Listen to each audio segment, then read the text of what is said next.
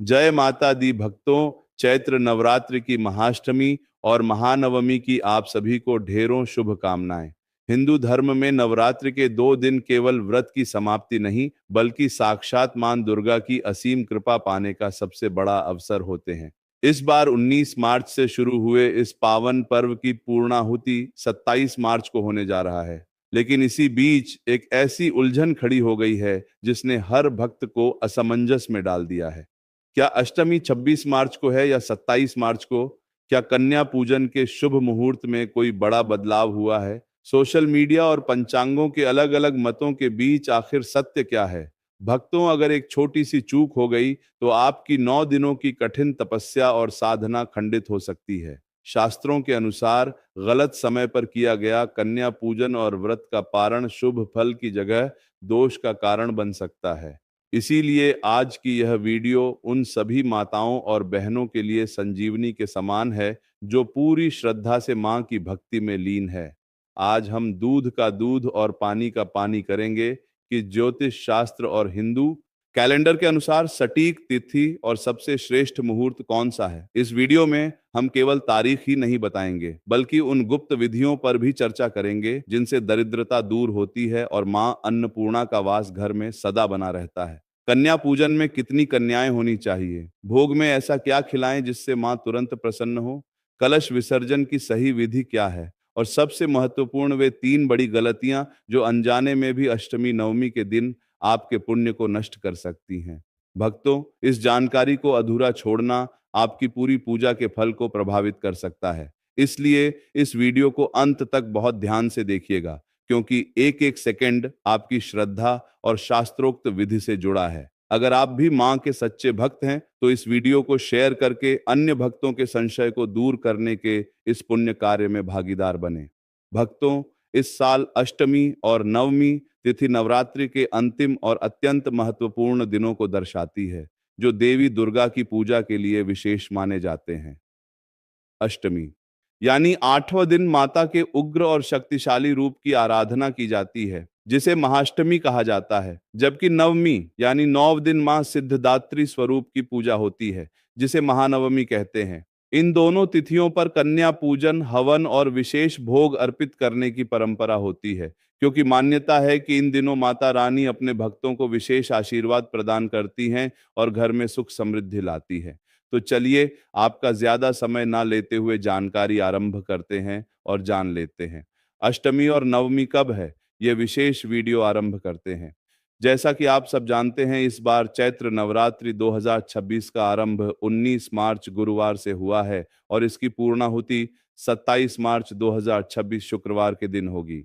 तो इस बार अष्टमी तिथि आ रही है 26 मार्च 2026 गुरुवार के दिन। हिंदू कैलेंडर और ज्योतिष शास्त्र के अनुसार इसी दिन हम अष्टमी तिथि का पालन करेंगे। वैसे अष्टमी तिथि का आरंभ हो रहा है 25 मार्च बुधवार को दोपहर में 1:50 से और अष्टमी तिथि समाप्त होगी 26 मार्च गुरुवार के दिन सुबह 11:29 पर। लेकिन अगर उदय तिथि यानी सूर्योदय के अनुसार देखा जाए तो अष्टमी तिथि हमें प्रातः काल में सूर्योदय के समय 26 मार्च को ही प्राप्त हो रही है और इसीलिए वैदिक पंचांग के अनुसार इस बार चैत्र नवरात्रि पर अष्टमी तिथि का पालन किया जाएगा।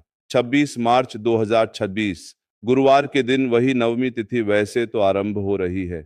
26 मार्च गुरुवार को प्रातः 11:48 से और समाप्त हो रही है। 27 मार्च शुक्रवार सुबह 10:06 पर। लेकिन सूर्योदय के समय में यह नवमी तिथि हमें सिर्फ 27 मार्च को ही प्राप्त हो रही है और इसीलिए इस बार महानवमी यानी कि नवमी तिथि का पालन किया जाएगा। 27 मार्च 2026 शुक्रवार के दिन इस बार एक और विशेष और दुर्लभ संयोग भी बन रहा है।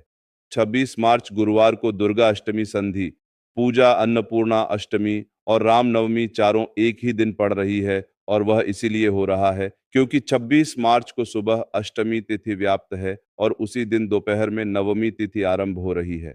इसलिए संधि पूजा का समय हमें प्राप्त हो रहा है।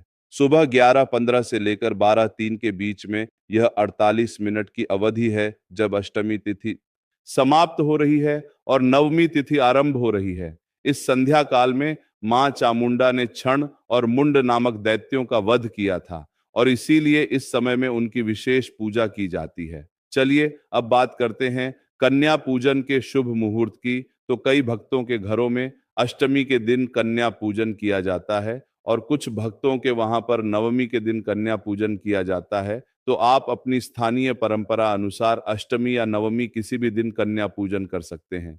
वैसे तो आप पूरे दिन में कन्या पूजन कर सकते हैं, लेकिन कन्या पूजन के लिए सबसे शुभ मुहूर्त सुबह का बताया जाता है। तो देखते हैं 26 मार्च अष्टमी के दिन कन्या पूजन का शुभ मुहूर्त क्या रहेगा।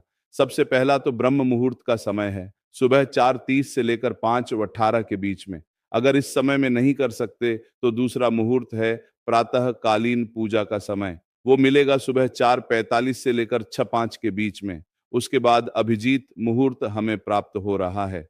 दोपहर में 11:58 से लेकर 12:43 के बीच में कन्या पूजन के लिए यह भी एक सबसे अच्छा शुभ मुहूर्त माना जाता है। उसके अलावा अष्टमी के दिन एक और शुभ मुहूर्त कन्या पूजन के लिए हमें प्राप्त हो रहा है और वह है सुबह 8:50 से लेकर 10:40 के बीच में। इस समय में भी कन्या पूजन किया जा सकता है। अब अगर आप नवमी तिथि के दिन कन्या पूजन कर रहे हैं तो उसके शुभ मुहूर्त इस प्रकार रहेंगे। सबसे पहला ब्रह्म मुहूर्त का समय रहेगा सुबह 4:28 से लेकर 5:17 तक का। उसके बाद प्रातःकालीन पूजा का शुभ समय मिलेगा सुबह 4:44 से लेकर 6:04 तक का। उसके बाद सुबह 10:06 से लेकर 10:42 के बीच में भी अच्छा शुभ संयोग है और अभिजीत मुहूर्त का समय है दोपहर में 11:58 से लेकर 12:48 तक का। उसके बाद दोपहर में 12:55 से लेकर 3:17 तक का भी एक शुभ मुहूर्त प्राप्त हो रहा है। तो इस प्रकार आप अपनी अनुकूलता और पारिवारिक स्थिति और परंपरा के अनुसार इन दोनों में से किसी भी दिन कन्या पूजन कर सकते हैं।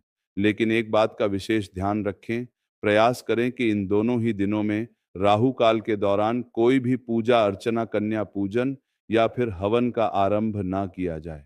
भक्तों, ज्योतिष शास्त्र के अनुसार दिन में लगभग 90 मिनट की यह अवधि राहु ग्रह के प्रभाव में रहती है, जिसमें कोई भी शुभ कार्य वर्जित माना गया है।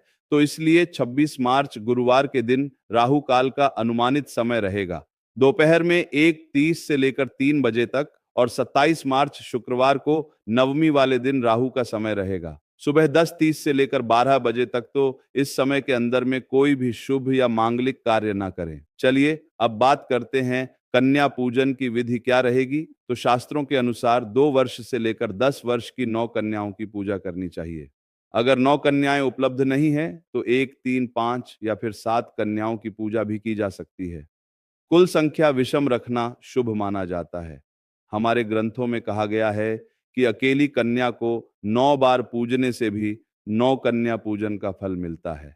कई परंपराओं में एक बालक, जिसे बाल भैरव कहते हैं, उसे भी भोजन करवाया जाता है। कन्या पूजन के लिए सबसे पहले तो आपको कन्याओं को आमंत्रित करना होगा। आपके घर के आसपास या परिवार में जो 9 कन्याएं हैं जिन्हें आप भोजन करवाना चाहते हैं, उन्हें एक दिन पहले ही आमंत्रित करके आए। फिर कन्या पूजन वाले दिन प्रातः काल में जब वे आपके घर पर आती हैं तो सबसे पहले स्वच्छ स्थान पर आसन बिछाएं और उन कन्याओं को आदर पूर्वक उस पर बिठाएं। तत्पश्चात उनके चरण धोएं। चरण धोने के बाद उनके मस्तक पर तिलक लगाएं, उन्हें अक्षत, पुष्प और सौभाग्य चिन्ह अर्पित करें। उसके बाद इन कन्याओं को देवी का साक्षात स्वरूप समझते हुए श्रद्धा पूर्वक उन्हें भोजन करवाएं। भोजन में पूरी, हलवा, काले चने और खीर का विशेष महत्व बताया जाता है। इसका भोग आप देवी दुर्गा को लगाकर उन्हें अर्पित कर सकते हैं। प्रसाद रूप में भोजन के बाद कन्याओं को यथाशक्ति दक्षिणा, वस्त्र, फल और मिठाई दें। आप उन्हें कुछ उपहार भी दे सकते हैं जिससे वे प्रसन्न हो जाएं। उसके बाद कन्याओं के चरण स्पर्श करें और उनसे आशीर्वाद लें। ध्यान रखें कि उनके साथ किसी भी प्रकार का दुर्व्यवहार ना हो। आपके द्वारा या परिवार के किसी और सदस्य द्वारा उन्हें पूर्ण सम्मान और स्नेह दें, क्योंकि वे उस समय देवी का प्रत्यक्ष स्वरूप होती हैं। तो इस प्रकार आप अष्टमी या नवमी तिथि के दिन शास्त्रोक्त विधि अनुसार कन्या पूजन कर सकते हैं। अब नवमी पूजन के अंदर हवन भी किया जाता है। तो इसके क्रम को लेकर कई बार प्रश्न आता है कि पहले यज्ञ या हवन करना चाहिए या पहले कन्या पूजन करना चाहिए। तो परंपरागत विधि में कन्या पूजन पहले किया जाता है और हवन बाद में। पूजा की संपूर्ण विधि इस प्रकार होती है। सबसे पहले देवी का आवाहन किया जाता है, उनका पूजन किया जाता है। उसके बाद कन्याओं को भोजन और दक्षिणा दी जाती है, यानी कन्या पूजन किया जाता है। और फिर अंत में पूर्णाहुति के लिए हवन किया जाता है। ऐसा इसलिए है क्योंकि कन्या पूजन स्वयं में देवी की प्रत्यक्ष पूजा है और उन्हें प्रसन्न करने के बाद हवन में आहुति देना शुभ माना गया है। तो इस प्रकार से आप कन्या पूजन और हवन दोनों कर सकते हैं। अगर आपके वहां पर नवमी के दिन कन्या पूजन हो रहा है और नवमी के दिन हवन किया जाता है, तो आप इसी क्रम का पालन कर सकते हैं। सबसे पहले प्रातः काल में उठकर स्वयं कलश की पूजा विधि और इत्यादि प्रातःकालीन कार्य समाप्त करें, देवी की पूजा करें, उसके बाद कन्या पूजन करें और उसके बाद हवन करें। देवी भागवत में नवमी पूजा के संदर्भ में कहा गया है कि देवी पूजा, होम हवन, कुमारिका पूजन और ब्राह्मण भोजन, यह चार मिलकर नवरात्रि की पूर्ण साधना मानी गई है। अगर संपूर्ण दुर्गा सप्तशती पाठ के बाद हवन करना संभव नहीं है, तो उत्तम है कि निर्वाण मंत्र या देवी सूक्त से भी हवन किया जा सकता है। चैत्र नवरात्रि में एक बहुत महत्वपूर्ण प्रश्न आता है कि अष्टमी और नवमी के दिन देवी दुर्गा को कौन सा भोग लगाना चाहिए। तो अष्टमी के दिन माँ महागौरी की पूजा होती है। इस दिन माता को नारियल का भोग अर्पित करना चाहिए। इसके अलावा अष्टमी के दिन प्रसाद में सूजी का हलवा, पूरी और काले चने का भोग भी परंपरागत रूप से शुभ माना गया है। हलवा, पूरी और चने का यह पारंपरिक संयोजन कन्या भोजन में परोसा जाता है। नवमी तिथि के दिन मां सिद्धदात्री की पूजा होती है। देवी भागवतम में वर्णन आता है कि मां सिद्धदात्री को तिल का भोग अत्यंत प्रिय है और इसके साथ ही नवमी के दिन पूजन के समय खीर, पूरी और काले चने की सब्जी का भोग बनाकर देवी को अर्पित किया जाता है और फिर उसे कन्या पूजन में वितरित किया जाता है। अगर आप खीर के अंदर केसर और मेवा डालकर बनाते हैं तो वह भी सबसे अच्छा भोग बनेगा। इस बार नवमी का दिन नवरात्रि पारण करने का भी दिन है और इसीलिए इस दिन का भोग विशेष रूप से श्रद्धा पूर्वक तैयार करें। इस बार अष्टमी तिथि पर गुलाबी रंग के वस्त्र धारण करें और नवमी तिथि पर बैंगनी रंग के वस्त्र पहन सकते हैं। चैत्र नवरात्रि का व्रत तभी पूर्ण माना जाता है जब उसका शास्त्रोक्त विधि अनुसार पारण, उद्यापन और कलश विसर्जन किया जाए। तो चलिए बात करते हैं कि नवरात्रि व्रत का पारण कब और कैसे करना चाहिए। तो इस बार नवरात्रि व्रत का पारण 27 मार्च 2026 शुक्रवार के दिन किया जाएगा। वैदिक ग्रंथ के अनुसार नवरात्रि का व्रत प्रतिपदा से नवमी तिथि तक रखना चाहिए और नवमी तिथि जब पूर्ण हो जाए तो उसका पारण कर लेना चाहिए।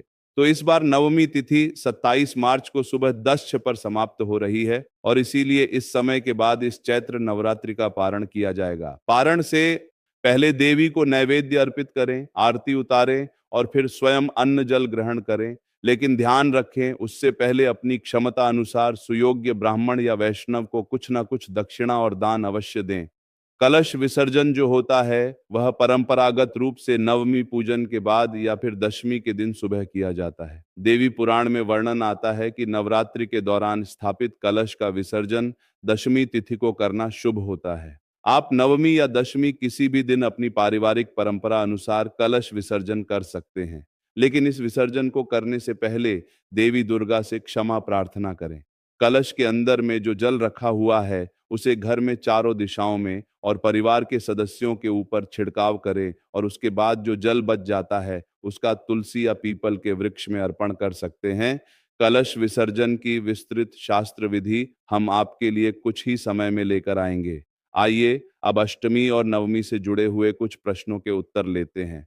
आप में से किसी भक्त ने हमें पूछा था कि क्या अष्टमी और नवमी दोनों दिन पूजा की जा सकती है। तो हाँ, कर सकते हैं और कई भक्त करते भी हैं। देवी भागवतम में वर्णन आता है कि अष्टम च नवम च यह पूजत चंडिका सर्वो पुण्य समायुक्त सयाति परम पदम, यानी जो अष्टमी और नवमी दोनों दिन चंडिका देवी की पूजा करता है वह समस्त पुण्यों से युक्त होकर परम पद को प्राप्त करता है और इसमें कोई निषेध नहीं है। दूसरा प्रश्न आता है, क्या अष्टमी और नवमी का व्रत रखना आवश्यक है। तो देखिए, अगर आप पूरे नवरात्रि का व्रत रख रहे हैं तो अष्टमी और नवमी को उपवास रखना ही होगा। लेकिन कई भक्त पूरे 9 दिन का व्रत उपवास नहीं रख पाते, तो शास्त्रों की राय है कि कम से कम पहले दिन और अंतिम दिन का व्रत रखना चाहिए। कालिका पुराण में वर्णित है कि जो भक्त नवमी तक निराहार रहकर दशमी को अन्न ग्रहण करते हैं, उन्हें अनंत गुना अधिक पुण्य फल प्राप्त होता है। अगर स्वास्थ्य के कारणवश निराहार नहीं रह सकते, तो देवी को भोग लगाकर फलाहार भी ले सकते हैं। एक और प्रश्न आया था कि जो पहले और अंतिम दिन का व्रत रखते हैं, उन्हें कब व्रत करना चाहिए? तो ऐसे भक्त चैत्र शुक्ल प्रतिपदा यानी कि 19 मार्च 2026 को पहला व्रत रखें और फिर नवमी तिथि यानी 27 मार्च 2026 को अंतिम व्रत रखें। नवमी के व्रत के बाद उसी दिन नवमी तिथि समाप्त होने पर या अगले दिन दशमी को प्रातः में पारण कर सकते हैं। एक और प्रश्न कई बार आता है और पूछते हैं, भक्तगण की क्या अष्टमी और नवमी की रात में जागरण करना जरूरी है? तो शारदीय नवरात्रि में जागरण की परंपरा अधिक प्रचलित होती है, लेकिन चैत्र नवरात्रि में भी अगर आप जागरण करना चाहते हैं तो कर सकते हैं। यह अत्यंत आवश्यक नहीं है। जागरण में देवी की भक्ति, भजन, कीर्तन, उनके मंत्र जाप और दुर्गा सप्तशती का पाठ किया जा सकता है। यह अनिवार्य नहीं है, लेकिन शुभ अवश्य माना जाता है। तो चलिए अब बात कर लेते हैं कि कन्या पूजन और अष्टमी में किन चीजों की सावधानी रखना चाहिए। जाने जाने में कुछ गलतियां ऐसी हो जाती हैं जिससे व्रत का कोई फल प्राप्त नहीं होता है। कहने का मतलब कि व्रत खंडित हो जाता है। इसलिए आज हम आपको बिल्कुल विस्तार से बताने वाले हैं। बिल्कुल ध्यान पूर्वक सुनना है। लेकिन भक्तों, अभी तक आपने वीडियो को लाइक नहीं किया है तो एक लाइक जरूर कीजिएगा, ताकि आपकी पुकार सीधे मां नवदुर्गा तक पहुंच सके। नवरात्रि के अष्टमी और नवमी पर होने वाला कन्या पूजन बहुत ही पवित्र और श्रद्धा का कार्य माना जाता है। इसलिए इसमें कुछ खास सावधानियों का ध्यान रखना बेहद जरूरी होता है। सबसे पहले कन्याओं को घर बुलाने से पहले स्थान की अच्छी तरह साफ सफाई कर ले और स्वयं भी शुद्ध एवं स्वच्छ वस्त्र पहने। कन्याओं का सम्मान पूर्वक स्वागत करें। उन्हें कभी भी अपमानजनक शब्द या व्यवहार न दें, क्योंकि उन्हें मां दुर्गा का स्वरूप माना जाता है। पूजन के समय जल्दबाजी या दिखावा बिल्कुल न करें। पूरे मन और श्रद्धा से उनके चरण धोकर तिलक लगाकर और भोजन कराएं। भोजन में सात्विक और शुद्ध चीजें ही परोसे, जैसे पूरी, हलवा, चने आदि, और ध्यान रखें कि भोजन बासी या अधूरा ना हो। कन्याओं को खाली हाथ ना जाने दें। उन्हें दक्षिणा या उपहार अवश्य दें। सबसे बड़ी गलती यह होती है कि लोग केवल औपचारिकता निभाते हैं। इसीलिए सच्चे भाव, श्रद्धा और सम्मान के साथ यह पूजन करें। तभी माता रानी की कृपा प्राप्त होती है और घर में सुख समृद्धि आती है। नवरात्रि के व्रत का पारण करते समय क्या खाना है और क्या नहीं खाना है, इसका विशेष ध्यान रखना बहुत जरूरी होता है, क्योंकि पारण ही व्रत की पूर्णता मानी जाती है। पारण हमेशा सात्विक और हल्के भोजन से करना चाहिए, जैसे फल, खिचड़ी, साबूदाना, कुत्तू या सिंघाड़े के आटे की पूरी, हलवा आदि, ताकि शरीर पर अचानक भारी भोजन का असर ना पड़े। पारण करते समय सबसे पहले माता रानी को भोग लगाएं, फिर प्रसाद ग्रहण करें। ध्यान रखें कि व्रत खोलते ही तली भुनी, ज्यादा मसालेदार, लहसुन, प्याज युक्त मांसाहारी भोजन बिल्कुल ना करें, क्योंकि इससे व्रत का पुण्य कम हो सकता है और स्वास्थ्य पर भी बुरा प्रभाव पड़ सकता है। साथ ही शराब या किसी भी प्रकार के नशे से दूर रहे। पारण के दिन संयम, श्रद्धा और शुद्धता बनाए रखना ही सबसे महत्वपूर्ण होता है। तभी व्रत का पूरा फल प्राप्त होता है और जीवन में सुख शांति बनी रहती है।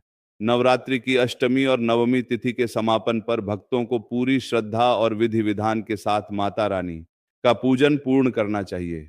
इन दिनों कन्या पूजन, हवन और भोग अर्पित करने के बाद अंत में माता रानी से अपनी पूजा में हुई भूलचक के लिए क्षमा मांगे और उनके चरणों में कृतज्ञता व्यक्त करें। यदि आपने घर में कलश स्थापना या माता की प्रतिमा स्थापित की है, तो नवमी या दशमी के दिन विधि पूर्वक उनका विसर्जन करें। कलश का जल घर में तुलसी या किसी पवित्र स्थान पर अर्पित करें और जवारे को बहते जल में प्रवाहित करें या किसी स्वच्छ स्थान पर छोड़ दें। प्रतिमा हो तो उसे सम्मान पूर्वक नदी या तालाब में विसर्जित करें, या पर्यावरण का ध्यान रखते हुए घर पर ही प्रतीकात्मक विसर्जन करें। अंत में माता रानी से प्रार्थना करें कि वे आपके घर में सुख, शांति, समृद्धि और सकारात्मक ऊर्जा बनाए रखें और अगले वर्ष